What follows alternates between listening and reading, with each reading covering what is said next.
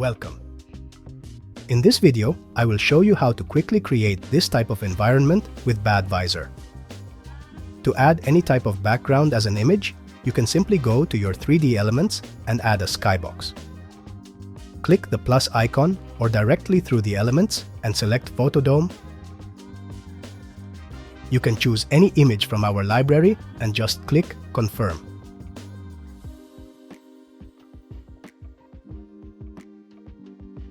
Now, if you want to enable the reflections of your environment, you can open the material, in this case, the floor, and in Reflections, open the settings, and select the asset that is going to be reflected.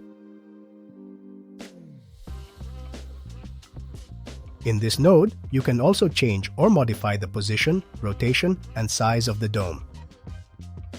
With this, your scenes are going to look so much better. That's it for this tutorial. I hope you liked it. Thank you for watching.